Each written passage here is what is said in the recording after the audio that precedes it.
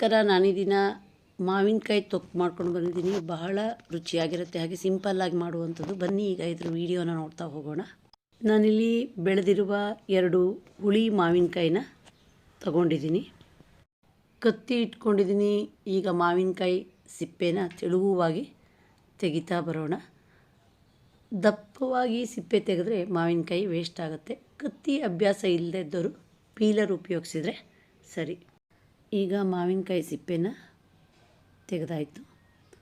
ತುರಿಯೋ ಮಣೆ ತಗೊಂಡಿದ್ದೀನಿ, ತುರಿತಾ ಬರೋಣ.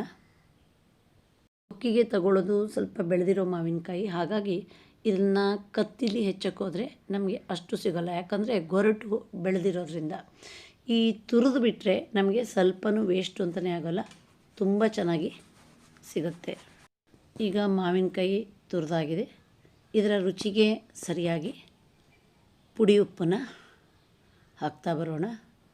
ಅದೇ ತೊಕ್ಕಿಗಾದರೂ ಅಷ್ಟೇ ತುಂಬ ರುಚಿ ಕೊಡೋದು ಸೂಜಿ ಮೆಣಸು ಅಥವಾ ಜೀರಿಗೆ ಮೆಣಸು. ಇದು ಹೆಚ್ಚಾಗಿ ಮಲೆನಾಡಲ್ಲಿ ಸಿಗುತ್ತೆ. ಇದಿಲ್ಲ ಅಂದರೆ ಹಸಿಮೆಣಸು ಉಪಯೋಗಿಸಿದ್ರೆ ಸರಿ. ಈಗ ಈ ಸೂಜಿ ಮೆಣಸನ್ನು ಕುಂಟಾಣಿಗೆ ಹಾಕಿ ಸ್ವಲ್ಪ ಅರ್ಜರಕ್ಲು ಅಂತೀವಿ ನಮ್ಮಲ್ಲಿ, ಹಾಗೆ ಪುಡಿ ಮಾಡೋಣ.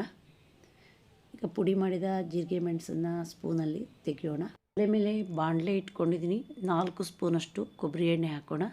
ಈ ತೊಕ್ಕಿಗೆಲ್ಲ ತುಂಬ ಟೇಸ್ಟ್ ಕೊಡೋದು ಕೊಬ್ಬರಿ ಎಣ್ಣೆ. ಹಾಗೆ ಸ್ವಲ್ಪ ಎಣ್ಣೆ ಬಿಸಿಯಾಗೋಕ್ಕೆ ಬಿಡೋಣ. ಈಗ 1 ಸ್ಪೂನ್ ತುಂಬ ಸಾಸಿವೆ ಕಾಳು ಹಾಕೋಣ. ಹಾಗೆ ಜಜ್ಜಿರುವ ಸೂಜಿ ಮೆಣಸನ್ನು ಹಾಕೋಣ. ಪರಿಮಳ ಮತ್ತು ರುಚಿಗೆ ಕಡಲೆ ಗಾತ್ರದ ಹಿಂಗೆ ಹಾಕೋಣ. ಈ ಸೂಜಿ ಮೆಣಸು ಸ್ವಲ್ಪ ಖಾರ ಇರುತ್ತೆ. ಎಣ್ಣೆಲಿ ಫ್ರೈ ಮಾಡಿದಾಗ ಇದರ ಉರಿಗಾರ ಕಡಿಮೆ ಆಗುತ್ತೆ. ಈಗ ಎಣ್ಣೆಯಲ್ಲಿ ಸ್ವಲ್ಪ ಫ್ರೈ ಮಾಡ್ತಾ ಹೋಗೋಣ. ಒಗ್ಗರಣೆ ಈ ಹದಕ್ಕೆ ಬರಬೇಕು. ಈಗ ತುರಿದಿರುವ ಮಾವಿನಕಾಯಿನ ಹಾಕೋಣ. ಹಾಗೆ ಗ್ಯಾಸ್ ಆಫ್ ಮಾಡೋಣ. ಈ ಒಗ್ಗರಣೆ ಜೊತೆ ತುರಿದಿರುವ ಮಾವಿನಕಾಯಿ ಚೆನ್ನಾಗಿ ಮಿಕ್ಸ್ ಆಗೋ ಥರ ಮುಗುತ್ತಾ ಹೋಗೋಣ. ಈಗ ಮಾವಿನಕಾಯಿ ತೊಕ್ಕು ರೆಡಿ ಆಯಿತು. ಸ್ವಲ್ಪ ಹುಳಿ ಇಷ್ಟಪಡದೇ ಇದ್ದವರು ತೋತಾಪುರಿ ಮಾವಿನಕಾಯಿನ ಸಹಿತ ತುರಿದು ಇದೇ ರೀತಿ ಮಾಡ್ಬೋದು. ರುಚಿಯಾದ ಮಾವಿನಕಾಯಿ ತೊಕ್ಕು ರೆಡಿ ಆಯಿತು.